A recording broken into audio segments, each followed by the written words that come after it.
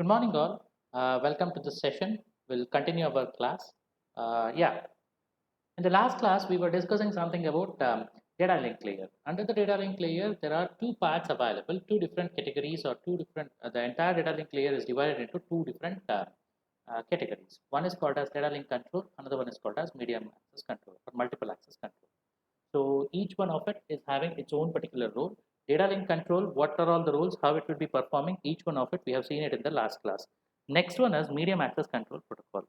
So with respect to that, we have three different categories available under the uh, multiple access control protocols. What are all those? Random access protocol, controlled access protocol, channelization protocols. Three different categories are available. Under that, each one of the subcategory, you have so many other protocols that is available. With respect to random access control protocol, we have already seen the Aloha, how it works, carrier sense multiple access, that is CSMA, carrier sense multiple access with collision detection, that is what we have seen it in the last class. Now we need to just check out what is this particular carrier sense multiple access with collision avoidance. It's all about it. The first and the foremost thing that we need to just look into here is whenever there is a wired communication happening, at that time collision detection is easy with respect to your CSMA bar CD. Whereas in the wireless network, it is very hard for us to get the acknowledgement back. So, or it is very difficult for us to check whether the collision has been happened or not. For that reason, we need to follow a precautionary measure that will be done with respect to your CSMA bar CA, that is collision carrier sense multiple access with respect to collision avoidance technique. So that is what it will be taken care. So normally your collision avoidance will be done with respect to your wireless network rather than wired network. See, connection oriented, connectionless is completely different. Connection oriented will be also having will be having wired as well as wireless networks. Similarly, connectionless is also having wired as well as wireless networks. So that is two different scenarios. Why there is a problem with respect to wireless means the wireless communication, whenever it will be happening, means it will be taking the medium as air. In the air, lot of other signals are also available along with whatever the signal that you want to transmit. So you'll be always getting a there's always chances of losing your particular entire data due to collision. So it won't be repeated or it won't be reported also with respect to the scenario. So in order to get rid of this, you need to go with collision avoidance principle. What it says very simple. You have a common channel. This channel first sends for whether it is busy or idle. If it is in the busy state, keep on trying it until and unless it becomes idle. Once the channel is found idle, you need to leave some space. That space is called as interframe space. Once that is done, you just construct. During that period, you just construct which station wants to transmit the frame, what is the frame number that it need to transmit. Priority wise, you can just try to have an access to it. Just because of it, you require some time. That time will be given by your IFS, that is interframe spaces. Once that is done, your contention window, that is buffer, is ready. So to hold the different frame numbers as well as with respect to the station that you are accessing to. So this size of this particular window will be binary exponential. That is 2 to the power of something that it is that is what it will be happening. So the next, after doing this, after getting the contention window, you need to leave some space for interframe space. Why this delay? Because just to avoid or check whether everything is working fine or not. Once the station is ready to send the frame, send that particular frame and start the timer. What for timer is required? The timer plays a vital role just to give an idea whether the transaction has been happened properly, that the transmission has been happened properly or not. Just to have an idea, just for that you need to just have a timer for it. If the acknowledgement is not received within the timeout, then there is some problem. Collision has been occurred, so you need to retransmit that particular frame once again. This is how it will be understood with respect to your CSMA by CA. For our better understanding, we'll just that's what in the CSMA CA IFS is used, that is interframe space is used to define the priority of a station or a frame. Whereas if the station finds channel busy, then the entire timer will be stopped over there and it will be restarted only once the channel becomes idle. So during that particular time only it will be switched off. Okay. So this is the next one, that is CSMA by CA with respect to and NAV. NAV, what is this? PSMA CA we have just seen now. It is carrier sense multiple access with respect to carrier avoidance. What is NAV? NAV refers to network allocation vector. What is this number? It will be indicating the other station saying that that channel is being utilized by some other particular fellow, or the station that you want to have a communication is already busy, is in the busy state. So just to have that particular notification, you require NAV to understand. So we'll just see this example. You'll come to know how this particular thing works. Source, destination, and some other stations that is available. A is the source, B is the destination, C and D are also available in the network. This is what it is happening. B is having the control over A as well as D also. A, first of all, it will just check for the previous healthy transaction or the healthy transmission that has been occurred, healthy frame that has been transmitted from source to destination, that is A to B. So keeping that particular thing in its mind, that is the delay that is there available, keeping that in its head, it starts transmitting or it starts conversing with the station B. What is that particular thing that it will be doing is, first it will take a delay. That delay is nothing but your distributed interframe space, we'll say it. What is this distributed interframe space is all about? Distributed interframe space, whatever it is that, previously whenever a particular station called as A itself, for example here, A wanted to transmit a particular data to the B station. So after healthy transmission, that is with no collision, nothing has happened, everything is fairly transmitted to the other end, and also acknowledgement has been received. So with this, the delay comes into picture. This is nothing but your DIFS is all about. So with respect to this DIFS, it will wait for a certain amount of time. Once it is done, next thing is it will send one particular packet saying that request to send. I'm having a frame ready. Can I send it to your particular end, because I wanted to have a conversation of it. So with respect to that, if the station B, it will take a certain amount of time just to check whether it has been come from the right particular party or not. It's very small amount of time. That delay is called as short interframe space. This short interframe space is always less than DIFS, whatever we have just taken it. That is distributed interframe space, whatever the value that you will be getting it, that will be more when compared to your short interframe space. Within this short interframe space, the next thing is you are clear to send signal will be sent to station A also as well as station D also. But unfortunately, with respect to your station A, it responds within the small amount of time, that a small delay will be taken into consideration. After that, the data will be transmitted. Once the data will be transmitted, your particular B to D transaction will be in the hold state. That is, it will be saying that it is in the busy state. How to get that? For that, network allocation vector will be giving you the answer. So you are getting the maximum value to be allotted in this particular period. So until this particular value becomes 0, you need to wait for the data. You need to wait for that particular channel to become free. Once it is idle means, then your network allocation vector value will be 0 allotted. So then after transacting the data, it will not send the acknowledgement directly. Instead of it, it takes its own time. That is, short interface space will be available. After that, the acknowledgement will be received, will be sent to the sender A, where the data has been transmitted. Once this is done, that is the end means, then acknowledgement will also be sent to the destination D. So with respect to your D, now D can use the channel for conversing with the station B. So your network allocation vector will give you an importance saying that whatever the station that you are that you wanted to converse is in the busy state. So wait for that particular station to become free. Once it is free, then you can have a conversation. That is where your NAV will be working. So the next one, this gives you an clear-cut picture of PSMA bar CA entire scenario. First thing is you need to ensure that yes, a station is ready for transmitting the data. So for that, station should be having a frame ready to send. Once it is done, the next step is I need to have a variable that is by the name called as number of attempts given by k will be equal to 0. This is the first frame. First time I'm transmitting it, so no problem. That is k is equal to 0. The attempts is 1. First time I'm just transmitting it. It need to ask a question. That is, carrier sense need to happen, right?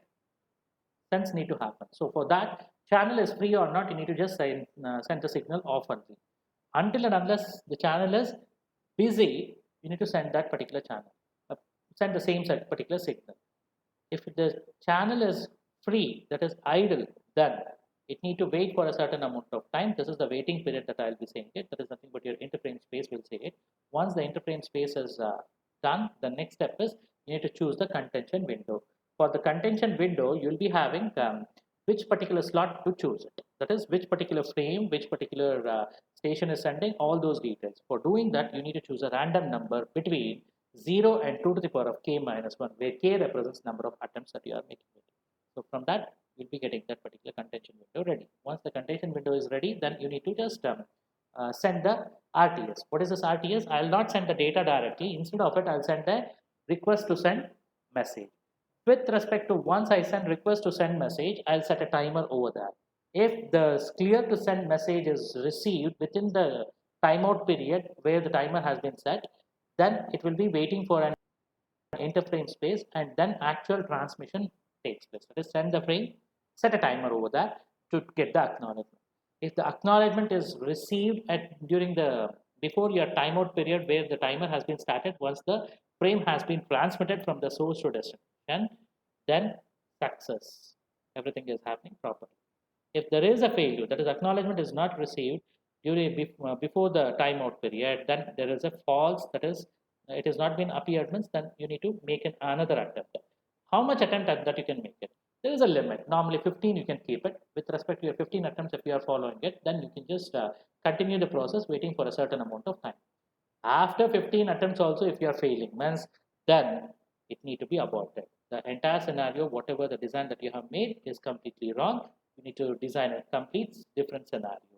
That's what the meaning that it will be just giving it with respect to your k less than the limit. Understood? Even with respect to your CTS, if you are not receiving within the given timeout period, means then it will be false. The attempt is incremented. It will be sent. So in both the cases, the attempt will be incremented. Whether you receive the acknowledgement or whether you receive the CTS with respect to the given stipulated time, then it will accept. Otherwise, it will reject itself. Once it is rejected, then you need to make another attempt. So like that, the limit will be fixed. Based on that limit, you need to just work for. This is how it will be working with respect to your CSMA bar CA principle. Understood? The next one is nothing but your controlled access. See, in the media access control, where we are having three different categories available. One is random access. That's what we finished just now. Next one is controlled access. The last one is standardization. We are now dealing with respect to controlled access. As the name itself suggests that it is a controlled access, one particular fellow will always be given some authority saying that you can utilize the entire channel for a certain time of certain time duration. Once you finish your job, until and unless you finish your job, you can utilize it. Once you finish it, give it to some other particular fellow if they want to use it. Otherwise, go to the next particular transaction time. So the entire channel will be left out or given out with respect to that particular station to occupy the or do the transaction or do the transmission from source to destination, right? So that's what it will be having with respect to controlled access. So the next part is, in order to achieve this controlled access, three different methods are being listed here. One is called as reservation, another one is called as polling, another one is called as token passing. Now, what is this reservation is all about? As the name itself suggests, that reservation means you need to reserve each one of the particular channels, saying that this will be utilized with respect to station 1 or station 2 or station 3 or station 4. Who will be ready? Depending on that, you need to reserve that. How to do that? For doing that, so in order to understand this particular diagram, you need to just look into from going from left to right. The flow is from left to right. You need to design or you need to build a reservation frame for it. What is this reservation frame is all about? How many stations are there which will be utilizing or which will be taking care about the common channel that will be shared? Means depending on that, you need to build a reservation frame. So 5 stations are there, 5 stations for that you need to just build it. So after that particular thing, you need to ensure that what is the value that is given for each one of the bit that you will have it. Each particular bit representation will be saying that whether you are reserving the entire channel for data transmission or you are not reserving anything. So 000 value with respect to each particular frame bit that you are just designed with respect to your reservation frame indicates that you're not transmitting any frame. If the bit is high, then that is reserved for transmitting the data. That means some station is ready to transmit the data. See here, with respect to this example, 5 stations are there. At the beginning, I have designed a reservation frame. 5 bits for that, each particular bit will be representing each station value. If the bit is 0, no one is interested in transmitting the frames. If the bit, any one of the station will be having the highest bit as high, that is 1, then that station will be interested in transmitting the data. That's what it says. Say for example, with respect to the second particular time duration, within this particular time duration, 1, 2, 3, 4, 5, in the among the 5 stations that it is having, the first station is ready to send or transmit the first frame or the data. So at that particular point of time, the reservation bit with respect to the first station is set to 1, remaining all will be 0. So with respect to that, it will be transmitting the data. Similarly, within the next time duration, in the next time duration, what happens is station 1, station 3, station 4 is ready to transmit the data. One after the other, it will be transmitting, it will be accessing it. Which is having the highest priority, station 1. Station 1 will be transmitted, next station 3, next station 4. In that particular manner, you will be just transmitting the data. Once it is done, the next particular time duration will be taken into consideration. This is how you will be just getting the reservation method to access the channel. So you need to have that particular reservation frame. With respect to the reservation frame, each bit will represent the whether the channel need to be reserved for the station, whether the station is ready to transmit the data or not. Depending on that, you need to set the bit. If the bit is 0, no one is interested in transmitting or accessing the channel. If any one particular station bit is represented with, the position indicates the station number.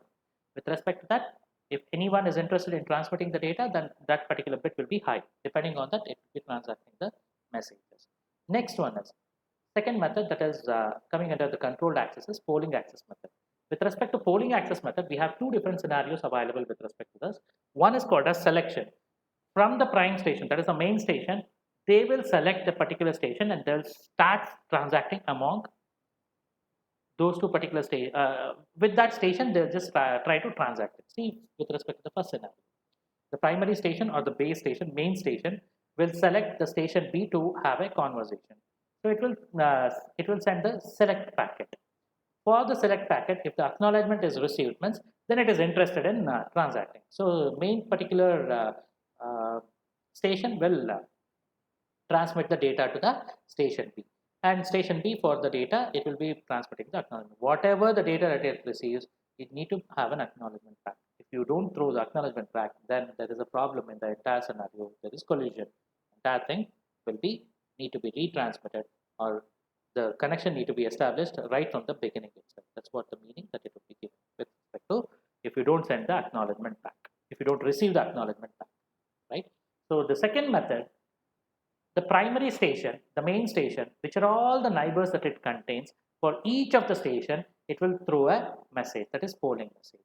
Which particular station is active and want to transact, they will be giving you the data that is available. For that data, once again, the main station will be sending the acknowledgement.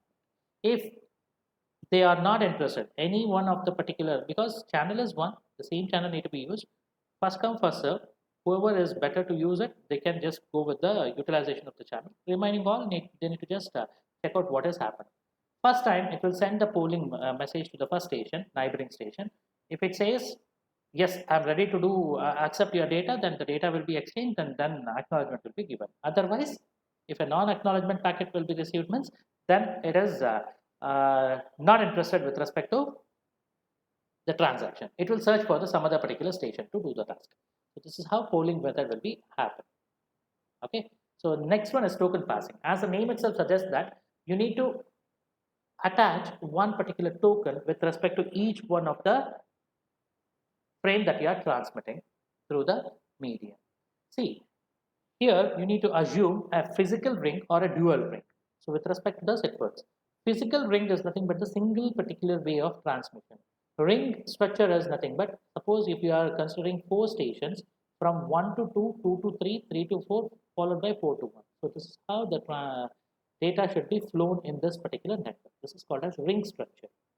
dual ring in both the directions. Whether it starts from one station to then it reaches to second, followed by third, followed by fourth, or 1 to 4, 4 to 3, 3 to 2, and 2 to 1. Any one. According to our particular scenario or whatever the topology that we'll be using, normally bus topology will give you the exact scenario of it. So we'll just come to that later, no problem. First, we'll try to analyze what is the token passing method. Token passing method is nothing but if you have the token available along with the frame, if you have the token that has been attached to the next neighboring node, same particular packet should receive or should be transmitted to the should come to the same point where it has been started. It need to reach the same particular thing. That should be the destination. If that is the case, then we'll say that yes, the transaction or the transmission has been happened properly. Otherwise, there is some problem. How to do that? For that, what we'll be doing is, for our better understanding, we'll make this station 1 as the primary station or the where the frame is getting ready to transmit to the other end. Once that is done, I'll attach a token and I'll just send it that particular thing to the station B. Once the station B receives the frame, it will just check for the token. Oh, if that token is for the station 2 itself, then it will accept it. Otherwise, it will reject.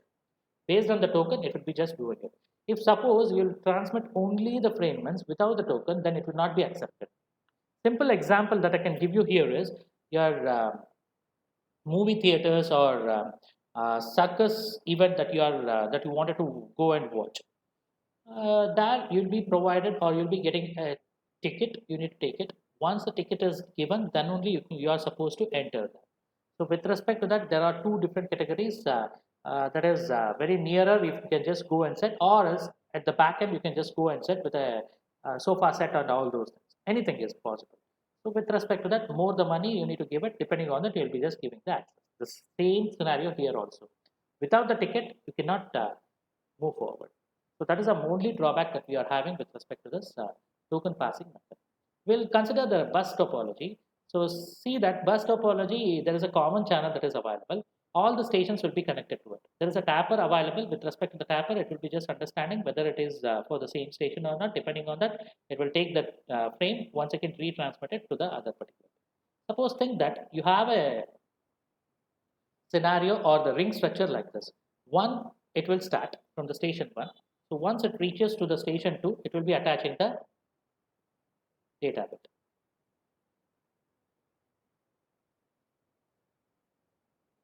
Yeah. Once it is starting from the station 1, it will be attaching a data bit to the token bit will be attached along with the frame that we want to transmit to the station 2. So from station 2, it will be understood that yes, token will be taken into consideration. It will attach one more token. That token will be reminded as it can be communicated with the third particular station available over here in the network.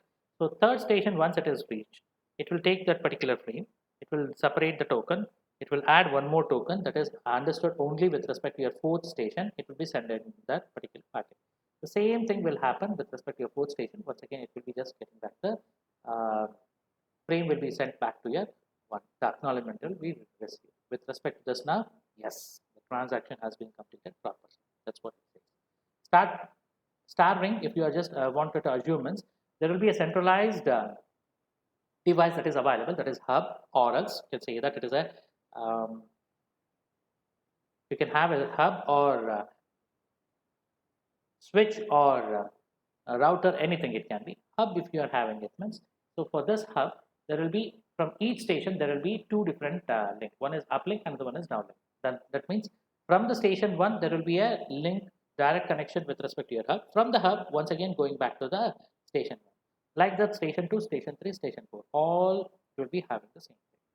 From station 1, if I am starting the transaction or transmission means, it will attach one particular token and it will be sending it to hub. From the hub, the next station it will be taken care of with respect to your 2. From the 2, it separates the token, once again the same thing, once again it will give back to the hub. Once that hub will be reached, once the frame is reached back to the hub, it will just search for the right particular token member. With respect to that, it will attach, it will just transmit that particular frame to the along with the token to the write station number.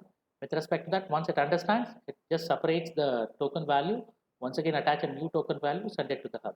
Once again, the hub, from that, it will reach the proper station. It will separate that. Once again, it will come. So like this, the process will be continued. The drawback here with respect to your token passing is if there is a link disconnection happening, that is the link that is 1 to 2 is transmitting, right? So this particular thing is not working fine. Then, or if there is a disconnection, the entire procedure fails because you require a ring structure to be happy. Excuse me. If you don't provide or if you don't have the ring structure, then the entire scenario fails. Or else, if the token is not present, then also it will be failed. If the token is lost, then also it will be failed with respect to this. So this is how it happens with respect to your controlled access protocol. That is the last part of last terminology called as token passing method. Reservation method, there is no problem. With respect to your polling method also, there is no problem. In the reservation method, you need to make a reservation frame. With respect to that, you need to make that particular position member as high. You need to set the position member bit as high. With respect to the setting that particular position bit as high means that station is ready to transmit it. First, it will be given the prominence to it. Whereas with respect to your polling, it only separates and it will be just giving a selection packet will be sent to the correct or chosen station from the main station. Once that is done, it will transact back with respect to acknowledgement. Once the acknowledgement is reached with respect to the selection packet, the main station will transact with respect to the data that it want to access. The station that once it receives the data, it will be sending back the acknowledgement back for the data that has been received. This is how the thing that will be continued. Whereas the other method was with respect to your polling method. It will poll between all the particular broadcast. First, it will see the nearest particular neighbor. It will send the packet called as poll. If it is acknowledged with respect to your one of the member, then it will just transact with respect to the data. Otherwise, it will send that non-acknowledgement has been received means then it will poll to the next station. Like that, it continues. So this is called as polling. Okay, we have reached to the last part of our session, that is called as channelization. What this channelization is all about. We'll stop here for the time being, then we'll continue with respect to channelization later.